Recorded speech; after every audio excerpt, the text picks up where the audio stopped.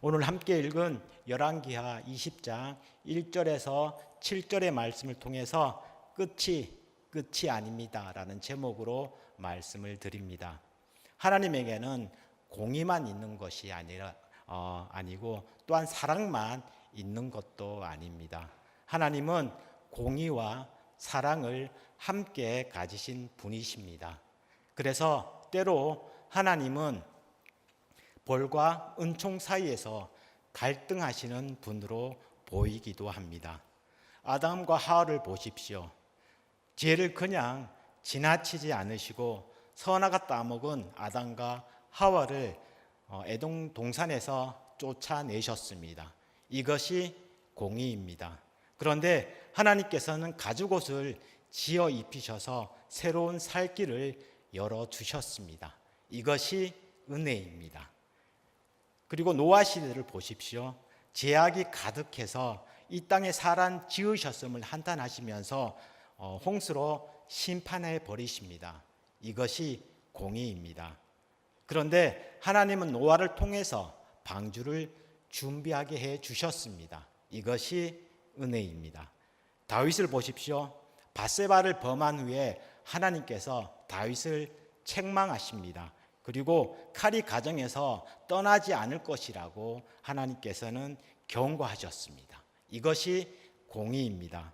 그런데 다윗이 침상이 적도록 울고 그리고 하나님께 매달렸습니다. 그러니까 하나님께서는 다윗을 버리지 않으셨습니다.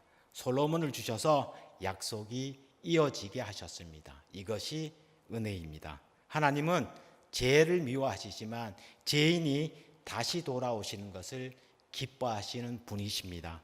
징계는 하시지만 아주 망하게 치시는 분이 아니시라 돌아오게 하시려고 징계하시는 분이십니다.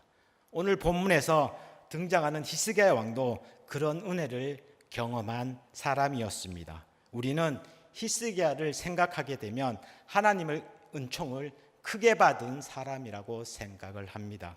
유다 여러 왕 중에서 신앙이 좋았던 왕 중에 한 사람이었기 때문입니다. 그는 우상을 제거합니다.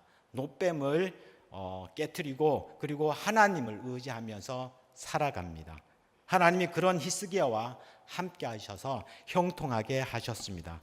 그런데 그런 히스기야에게 하나님께서는 이사야를 통해서 충격적인 말씀을 전하게 됩니다. 본문 1절 말씀 중간 부분에 보시면 여호와의 말씀이 너는 집을 정리하라 내가 죽고 살지 못하리라 하셨나이다. 이 말씀은 히스기야에게 사형 선고와도 같은 말씀이었습니다. 이제 살 날이 얼마 남지 않았다는 하나님의 통보였습니다. 그때 히스기야는 얼굴을 벽에 향하고 통곡하면서 기도합니다. 그러자 하나님께서 이사야 선지자를 다시 보내어서 말씀하십니다. 5절과 6절 말씀에 너는 돌아가서 내 백성 주권자 히스기야에게 이르기를 왕의 조상 다윗의 하나님 여호와의 말씀이 내가 내 기도를 들었고 내 눈물을 보았노라. 내가 너를 낫게 하리니 내가 3일 만에 여호와의 성전에 올라가겠고 내가 내 날에 15년을 더할 것이며 내가 너와 이 성을 아수르 왕의 손에서 구원하고 내가 나를 위하여 또 내 종 다윗을 위하여 이 성을 보호하리라 하셨더라. 아멘.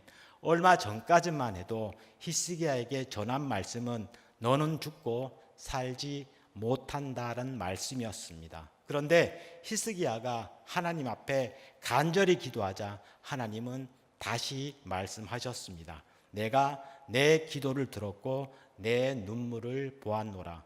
하나님은 히스기야의 기도만 들으신 것이 아니라 눈물까지 보셨습니다. 말로 다 표현하지 못할 마음의 아픔까지 하나님께서는 보셨습니다. 그리고 하나님은 히스기야를 낫게 하시고 그의 생명을 15년 더 연장시켜 주시겠다고 약속하셨습니다. 이렇게 상황이 반전된 이유는 무엇입니까? 이 시간 그 반전된 이유를 살펴보면서 함께 은혜를 나누고자 합니다. 먼저 하나님과 멀어지면 위기가 다가옵니다. 위기가 시작되어집니다. 히스기야 왕은 귀한 왕이었습니다. 열왕기하 18장 3절과 4절 말씀을 보시면 히스기야는 다윗처럼 하나님 보시기에 정직한 왕이었습니다. 산당을 제거하고 그리고 아사랴 목상에 찍어버리고 그리고 노뱀까지 이스라엘 백성이 우상처럼 여겼던 노뱀까지 제거해 버립니다. 하나님과 연합하여서 떠나지 않았고 그리고 하나님의 계명을 지키기 위해서 살았던 왕이었습니다. 그런 히스기야에게 하나님께서 복을 주셨습니다. 어떤 복인지 18장 7절 8절의 말씀을 보시면 하나님께서 히스기야와 함께 하시니까 어디로 가든지 형통합니다. 아수르 왕을 섬기지 않게 하셨고 블레셋 사람들을 쳐서 영토까지 넓혀지게 하셨습니다. 그런데 문제가 생깁니다. 그렇게 하나님을 의지하던 히스기야에게 위기 앞에서 흔들리기 시작합니다. 아수르 왕 사네림이 유다를 침공해 들어왔을 때 히스기야는 하나님을 먼저 의지하지 못하고 두려움에 빠지게 됩니다. 그리고 아수르 왕에게 사신을 보내어서 이렇게 말합니다. 18장 14절의 말씀 중간에 보게 되어지면 내가 범죄하였나이다. 나를 떠나 돌아가소서. 왕이 내게 지우시는 것을 내가 다 감당하리이다. 그러자 사내이름은 은 300달란트와 그리고 금 300달란트를 바치라고 요구를 합니다. 히스기야는 그 요구를 들어주기 위해서 성전과 왕궁에 있는 은을 모두 내어주고 그것도 모자라서 성문과 그리고 기둥에 입힌 금까지 다 벗겨서 아수르 왕에게 바칩니다. 여기서 우리는 중요한 것을 보아야 합니다. 아수르가 빼앗으려고 한 것은 은과 금만이 아니었습니다. 그들이 정말 무너뜨리려고 했던 것은 유다 백성들의 믿음이었습니다. 아무리 강한 군대와 병거가 있다고 할지라도 하나님께서 함께 하시는 백성을 무너뜨리기가 어렵다는 것을 아수르 왕은 잘 알고 있었습니다. 그래서 아수르는 유다 백성의 마음을 흔들기 시작합니다. 하나님을 의심하게 만들고 그리고 히스기야 말을 듣지 못하게 만들고 그리고 하나님께서 구원하실 것이라고 하는 믿음을 무너뜨리기 시작합니다. 열왕기하 18장 29절 30절의 말씀을 보시면 아수르의 사신들이 유다 백성들에게 이렇게 말을 하고 있습니다. 너희는 히스기야에게 속지 말라. 그가 능히 너희를 내 손에서 건져내지 못하리라. 또한 히스기야가 너희에게 여호와를 의뢰하라 함을 듣지 말라. 쉽게 말하면 이런 뜻입니다. 너희는 히스기야 말을 듣지 말고 그리고 하나님이 너희를 구원하실 것이라고 하는 것을 그 말에 속지 말라라는 것입니다. 결국 아수르가 무너뜨리려고 했던 것은 성벽뿐만이 아니라 유다 백성의 믿음이었습니다. 전쟁은 칼과 그리고 창으로만 싸우는 것이 아닙니다. 정말 무서운 것은 믿음과 싸우는 영적 전쟁입니다. 사탄도 우리를 이렇게 공격합니다. 처음에는 환경을 흔들고 그리고 물질을 흔들고 그리고 건강을 흔듭니다. 그리고 사람과의 관계도 흔듭니다. 그러나 그 모든 흔들림의 끝에는 사탄이 노리는 것은 하나입니다. 기도를 포기하게 만들고 그리고 하나님을 의심하게 만들고 그리고 하나님과 멀어지게 만드는 것입니다. 그래서 우리는 위기일 때일수록 우리는 하나님께 더 가까이 나아가야 합니다. 문제가 커 보일수록 하나님의 말씀을 붙잡아야 하고 사람의 말이 크게 들릴수록 하나님의 약속을 붙들어야 합니다. 위기는 우리를 하나님에게서 멀어지게 할 수는 있지만 오히려 하나님과 더 가까이 나아가게 하는 시간이 되어질 수 있습니다. 두려울수록 기도하시고 또한 흔들릴수록 말씀을 붙드십시오. 하나님께 가까이 나아갈 때 다시 우리에게 은혜가 시작되어집니다. 그리고 간절한 기도는 하나님의 움직입니다. 처음 아수르가 침공해 왔을 때 히스기야는 두려움에 흔들렸습니다. 성전의 왕궁의 은을 내어주었고, 그리고 성전 문과 기둥에 입힌 금을 벗겨서 아수르 왕에게 바쳤습니다. 그러나 아수르가 다시 침공해 왔을 때 히스기야는 이전과 달랐습니다. 열왕기하 19장 1절 말씀을 보시면 히스기야 왕은 옷을 찢고 그리고 굵은 베옷을 입고 여호와의 성전에 들어갑니다. 그리고 이사야 선지자에게 기도해 달라고 부탁을 합니다. 또 사내림이 보낸 협박 편지 가지고 성전에 올라가서 하나님 앞에 펼쳐놓고 기도를 합니다. 이것이 믿음입니다. 문제를 붙들고 혼자 끙끙거리는 것이 믿음이 아니라 문제를 하나님 앞에 펼쳐놓는 것이 믿음입니다. 히스기야는 하나님 앞에 이렇게 기도합니다. 9장 16절 말씀에 보시면 여호와여 귀를 기울여 들으소서, 여호와여 눈을 떠서 보시옵소서. 그리고 19절에서는 우리를 그의 손에서 구원하여 주옵소서. 히스기야는 문제를 하나님 앞에 펼쳐놓고 하나님께 구원을 구했습니다. 그러자 하나님께서 일하셨습니다. 9장 35절에 이렇게 말씀합니다. 이 밤에 여호와의 사자가 나와서 아수르 진영에서 군사 18만 5천 명을 친지라. 아침에 일찍이 일어나 보니 다 송장이 되었더라. 아멘. 언제 하나님이 역사하셨습니까? 이 밤에 일어났습니다. 히스기야가 기도하던 그 밤에 하나님께서는 역사를 시작하셨습니다. 기도는 마지막 수단이 아니라 하나님의 능력이 흘러나오는 통로입니다. 기도하면 하나님께서는 일을 하시고 길을 열어주십니다. 기도하면 하나님께서 싸워주십니다. 그러나 여기서 우리가 기억해야 할 것이 있습니다. 하나님은 기도를 들으시는 분이시지만 죄는 그냥 지나치지 않는다는 것입니다. 하나님은 유다 백성들을 아수르의 손에서 구원해 주셨습니다. 그러나 히스기야가 위기 앞에서 하나님보다 사람의 방법을 먼저 의지했던 모습까지 그냥 넘어가시지는 않으셨습니다. 히스기야는 두려움 때문에 흔들렸습니다. 성전에서 은을 내어주고 심지어 성전 문과 기둥에 입힌 금까지 벗겨서 아수르 왕에게 바쳤습니다. 하나님께 먼저 엎드리기보다 사람의 힘으로 문제를 해결하려고 했습니다.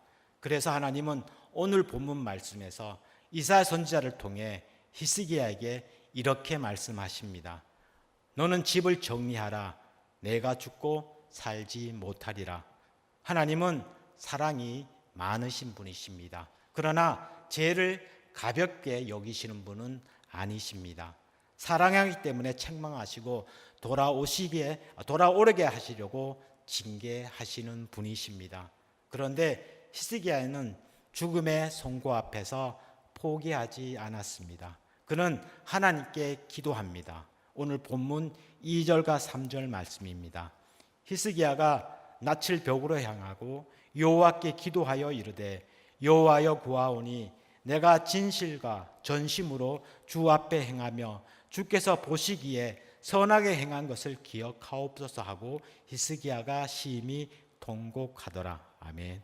히스기야는 얼굴을 벽에 향하고 심히 통곡했습니다.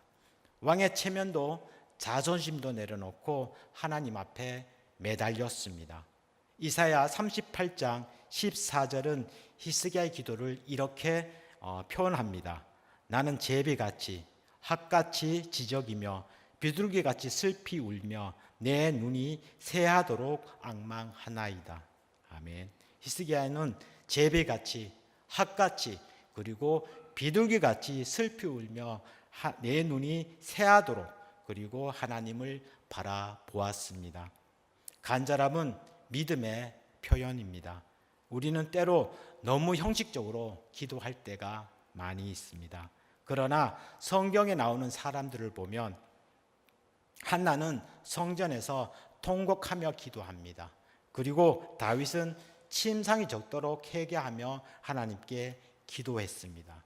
하나님은 이렇게 간절히 기도하는 기도를 외면하지 않으십니다. 기도는 세련될 필요가 없고 그리고 말을 잘해야만 기도를 하는 것은 아닙니다. 하나님 앞에 마음을 쏟아 놓으시면 기도는 되는 것입니다. 눈물의 기도, 애절한 기도, 그리고 간절한 기도가 필요합니다. 결국 히스기야의 간절한 기도는 그의 인생을 바꾸어 놓았습니다. 본문 5절 6절에 하나님께서 이렇게 말씀하십니다.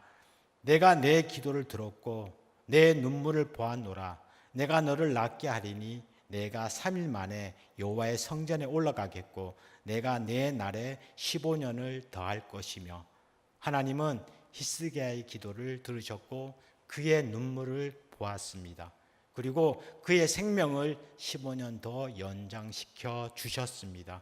하나님은 우리의 기도를 듣고 그리고 우리의 눈물도 보고 계십니다. 기도하면 하나님께서는 도와주시고 또한 길을 열어주십니다. 기도하면 하나님께서는 일하십니다. 기도의 자리를 떠나지 마십시오. 하나님께 엎드린 사람에게 하나님은 다시 은혜로 길을 열어주십니다. 그리고 마지막으로 하나님께 돌아가는 은총이 임합니다.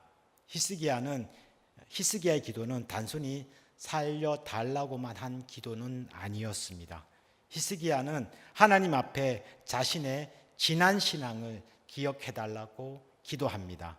본문 3절 말씀에 여호와여 구하오니 내가 진실과 전심으로 주 앞에 행하며 주께서 보시기에 선하게 행한 것을 기억하옵소서 하고 히스기야가 심히 통곡하더라.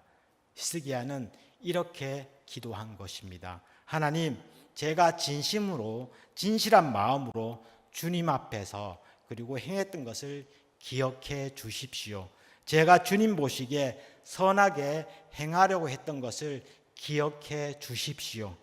하나님은 우리가 하나님 앞에서 행한 선한 일을 잊지 않으시는 분이십니다.